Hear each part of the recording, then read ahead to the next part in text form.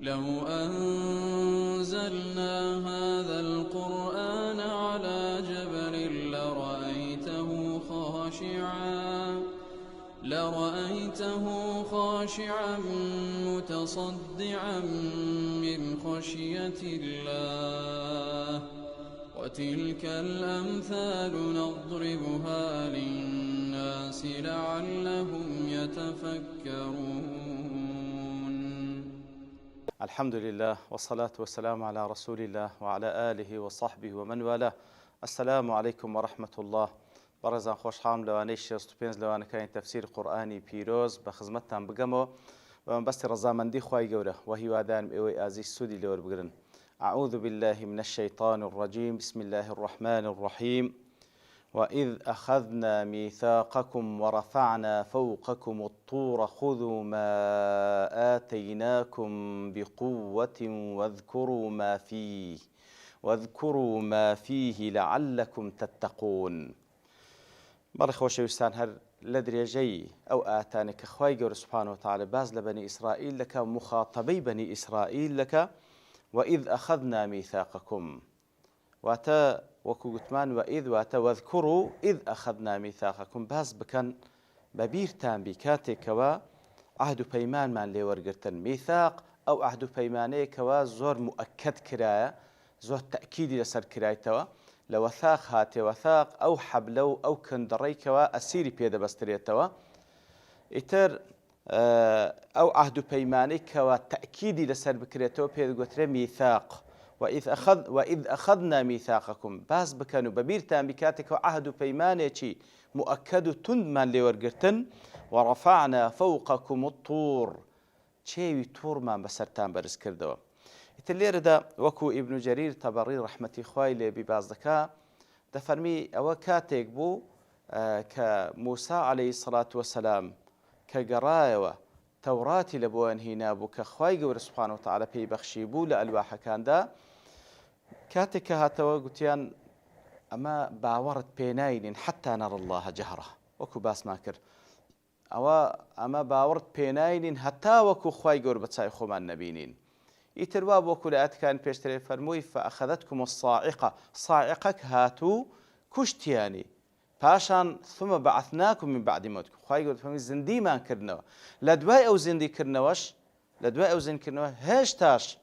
دڵنیا نەبوون ئەوە کەلامی خۆیان سوبحانەهو وتەعالە، یعنی لە دوای ئەو موعجزاتانی کە بە چای خۆیان دەبین هێشتا شەک و گومانیان هەیە. ئیتر عهد و پەیمان وەردەگرن، ئایا کار بە ناوەڕۆکی تەورات دەکەن؟ نەخێر، ئامادە نەبوون.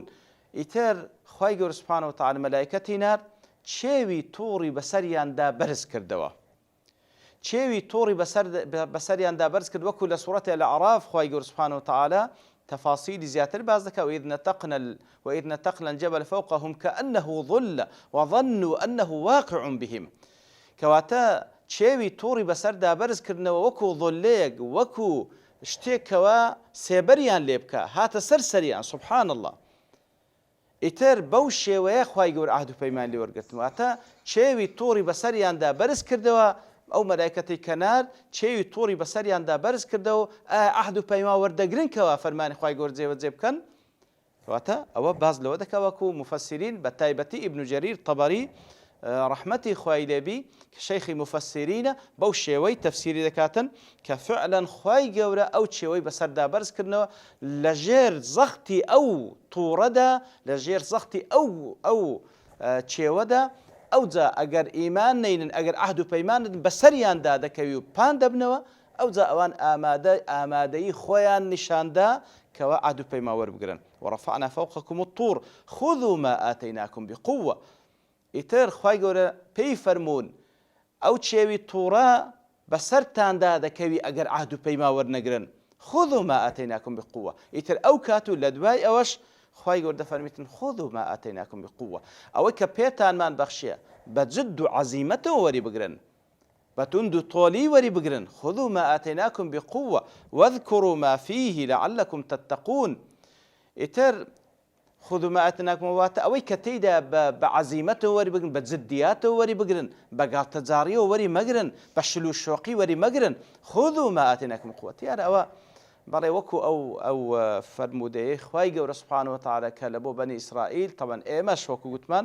لە سەرەتای ئاەتەکان کە خوای گەورە مخاتەبە بەنی ئیسرائیل دەکات ئێمەش بە هەمان شێوە کاتێکەوە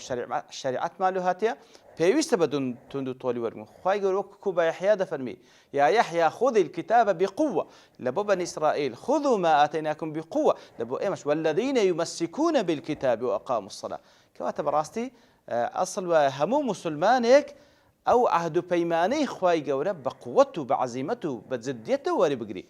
عهد و پەیمانی خوای گەورە ئیهەندێنیە بە شل و شۆقی وەربگری خذوا ما آتيناكم بقوة بۆی کە وەکو علم و عمل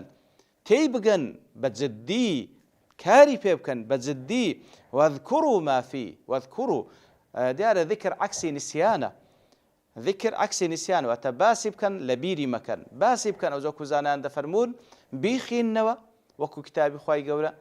تەدەبوری بکەن تێی بگەن احفەظوها لەبەری بکەن ئیتر ئەو شتانی کەوا تێیدایە ئەوەی کەوا تێیدا لە ئاەتەکانی خوای گەورە باسی بکەن بیخینەوە تەدەبوری بکەن لەبەری بکەن و خذوها بقوة بۆی کەوا وەکو علم و عمل بە جدیەت وەری بگرن کەواتە وەکو ئیمامی قورتوبی دەفەرمی ئەوە بەڵگەیە لەسەر ئەوەی کەوا کتێبی خوای گەورە شەریعەتی خوای گەورە ئەسڵ وایە کەوا هەموو کەسێک بە جدیەتەوە وەری بگری هەم وەکو علم و هەم وەکو عمل و هەم وەکو تەدەبر و تێفکرین و خوێندنەوە و حیفظەکەی پێویستە بە جدیەتەوە وەری بگری واذكروا ما فيه لعلكم تتقون ئیتر ئەوەی کەوا تێیدا بە قووەت وەربگرن بە جدیەت وەری بگرن و زیکری بکەن و بیخینەوە و تەدەبوری بکەن و حیفظی بکەن تاوەکو ببیتەمای ئەوەی کەوا تەقواتان تێدا دروست بی لعلكم تتقون تاوەکو ببیتەمای ئەوەی کەوا تەقوایەک بی بتان پارێزی لە عەزابی خوای گەورە و لە ناخۆشی و سەختیەکانی ڕۆژی قیامەت کەواتە وەکو گوتمان لعلە کە لە بۆ تەڕەجیە لە بۆ مخاتەب بەکاردێ لێرە ئەگەرنا لعلە لە بۆ خوا سوبحانەهو وتەعالە لە بۆ مخاتب کە خوایە بەکارنایە لە بۆ مخاتەب کەواتە ئەو شتانە بکەن بە ڕەجای ئەوەی کەوا بگەنە مەرتەبەی تەقوا و ببیتە ئەو وقایە لە نێوانینگۆ لە نێوان عەزاب ثم توليتم من بعد ذلك بەڵام لە دوای ئەو عهد و پەیمانەش طبعا کاتێکە وەکو لە کتوبەکانی تەفسیر کە باس لەو عهد و پەیمانە دەکرێت کە لەوان وەرگیرە ئیتر ئەوان کاتێکەوە بە چاوی خۆیان دیتنەوە چێوی تووڕ بەسەریاندا بەرز کرایتەوە ئەگەر عهد و پەیمان نەدەن بەسەریاندا دەکەوی سوزدەیان برد لە بۆ خوا سوبحانەهو وتەعالە کە سوزدەشیان برد دەفەرمی ئەوها بەلا چاوە چیش تەماشای سەروی خۆیان دەکرد لە ترسا نەخۆ بکەوتە سەریە لێ هەتاکو ئێستاش جوولەکە کە سوزدە دەبا ئەوها بەتی چاو تەماشای سەرێش دەکاتە واتە بە مائیلی سوزدە دەباتن سوبحان الله نەک وەکو موسڵمانان بە تەواوەتی نێوچەوان و کەپوو ئەوانەی واجیهەی با بڵێن دموچاوی لەسەر زەویدا بەڵکو بە لایەکی لەسەر زەویدا دەنێ و تەماشای ئاسمان دەکاتن هەر وەکو پێشینانی خۆیان کەوا چێوی تووڕ بەسەریاندا بەرز کرابەوە لە ترسیەوەی بکەوتە سەریان بەڵام ئایا ئەو عهد و پەیمانەشیان پاراستکەوە بە زەبری ئەو چێوە بەسەریاندا فەرز کراوە یاخود قبولیان کرد ثم دیسان تەوەلەیتم من بعد ذلك دیسان تەوەلاتان کرد دیسان پشتان تێکرد دیسان ئامادە نەبوون بەردەوام بن لەسەر پاراستنی عهد و پەیمانە فلولا فضل الله عليكم ورحمته فلولا دیار لبو حرف امتناع اگر لبر فضل و رحمتي خوای گەورە نەبی سبحانه وتعالى لكنتم من الخاسرين کەواتە لە دوای ئەو هەموو عهد و پەیمانی کە لێتان وەرگیرە ئەگەر بە فەزل و ڕەحمەتی خوای گەورە نەبا سبحانه وتعالى دەبوونە کەسانێکی خەسارەتمەند یعنی وەکو زانان دەفەرمون ئەنگۆ مستحق بوون بە عەزاب لە دوای ئەوەی ئەو هەموو عهد و پەیمانەتان لێ وەرگیرە کە جێبەجێتان نەکرد مستحق بوون بە عەزاب هەر کەسێکیش عەزابی خوای بێت سەری خەسارەتمەندە ئیتر کە عەزابتان نەهاتە سەری لەبەر چی عەزابتان نەهاتە سەری نەبووینە خەسارەتمەند لەبەر ئەوەی فەلولا فەضل الله عليكم ورحمته بەفەزل و ڕەحمەتی خوای ئەنگۆ عەزابتان ناتە ئەگەنا مستحق بوون بە عەزاب مستحق بوون بۆی کەوا خەسارەتمەندی دنیا و قیامەت بن بەڵام فەزل و ڕەحمەتی خوا دیارە فەضل ئەوەی کەوا شتێک لە شایانی زیاتر بیبیدەیە ئەوە فەضلی پێدەگوترێ زیادەی پێدەگوترێ کەواتە زیادە کەڕەمە خوای گەورە لەگەڵیان دەکاو بە ڕەحمەتی خۆیتی کە عەزابی ناناتە سەریان ئەگەرنا ئەوانە هەندێ بوون عەزابیان بێتە سەری و ببنە کەسانێکی خەسارەتمەند ولقد علمتم الذين اعتدوا منكم في السبت وهروە خوای گەورە لێرەدا ئیشارەت بە کەسانێک دەکات لەناو ئەوان ولقد علمتم الذين اعتدوا منكم في السبت بتأكيد بلامي توكيدي قسمي بقدي تحقيق أنجو أو كسانتان ناسي علمتم زانيتان ناسيتان لباب بابيران خويان ئەوانەی کەوا تەعەدایان کرد لەنگۆ لە ڕۆژی شەموو دیارە ئەوەش قسەکەی زیاتر لە عین لە سوورەتی الأعراف تەفاسیری پێدایە کەوا ئەوانە کەسانێک بوون لە بەنی ئیسرائیل کە لە دەو ئاوێکدا دەژیان واتە وڵات و شارەکەیان گوندەکەیان لە دەو ئاوێک بووە لە کەنار دەریایەک بووە خوای گەورە سوبحانەهو وتەعالا دیار لەسەر بەنی ئیسرائیل بەگشتی و بەتایبەتیش ئەوانە کە خوای گەورە باسییان دەکاتن داینا کەوا ڕۆژی شەموو تەفەڕوغ بکەن لە بۆ عیبادەت بە هیچ شوێک نابی کار و کەسابەت بکەن طبعا هەر شارێکی یاخود هەر گوندێک و هەر ئاوادانێک لە نزیک کەنار دەریابێتن عادەتەن ئیش و کاری ئەو گوندە و کەسابەتیان لەسەر ڕاوەماسیە لەسەر ڕاوەماسی ئیتر کە ڕۆژی شەموان لەسەریان دانرا کە نابی کەسابەت بکەن و کاروباری دنیاتان بکەن بەڵکو تەفەڕوغ بکەن لە بۆ عیبادەت خوای گەورە ئیبتلایانی کرد ابتلانی کرد بەچی بۆی کەوا ڕۆژەکان کە غەیری شەموو ماسیەکی وا نەدەهات لە بۆ ئەو منتەقەی کە ئەوان تێدانە لە بۆ ئەو کەنارەی کە ئەوان تێدانە بەڵام لە ڕۆژی شەموان کە ئەوان مەمنوع بوو حەرام بوو لە سەریان کەوا ڕاوە ماسی بکەن ماسیەکی زۆر دەهات لە بۆ ئەو منتەقەیە ماسیەکی زۆر دەهات ئیتر لە بۆ یەکشەمەی نەدەما ئەوەش وەکو تاقیکردنەوە ئیبتلاک سەبر دەگرت لەسەر ئەویانە هەستان چیان کرد وەکو خوای گەورە دەفەرمی اعتدوا في السبت تعدایان کرد سنووریان بەزان بەچی سنووریان بەزان بۆی کەوا عیلازەکی لە خۆ بکەن چ بکەن حرامە نابی ڕاوە ماسی بکەن ڕۆژی شەموان ئەدی باش ئەو هەموو ماسیە دێک کو نەزاتی بدەن ڕۆژی جومعان دەچوون با بڵێن شیباک وەکو بە عەرەبی پێدەگوترێ تۆڕیان دادەناوە تۆڕە ماسییان دادەناوە لە بۆی کەوا بیگرن ڕۆژی جومعان دایاندەناوە ڕۆژی شەموو کە لەیان حەرام بوو بچن ماسی بگرن ئەو ماسییانە دەهاتن ناو تۆڕەکان گیر دەبوون لەوێن دەرێ ڕۆژی شەموو تۆڕەکەیان خڕنە دەکردەوە کەوا ماسیەکان بگرن لێ دەگەڕان هەتا یەکشەمە دەهاتن دەیان کرد کەواتە فعلا ڕۆژی شەمووی نەیان گرتیە بەڵام حیلەشیان کرد بۆی کەوا لە جومعانەوە دایان دەناوە ڕۆژی شەمووی ماسیەکان کە دەهاتن دەکەوتن ناو تۆڕەکە ئەوان لە شەموان نەیان دەگرت ڕۆژ یەکشەم دەیان گرت ئیتر تەعەدایان کرد خوای گەورە سوبحانەهو وتەعالا وەکو دەفەرمی کە سنووریان بەزان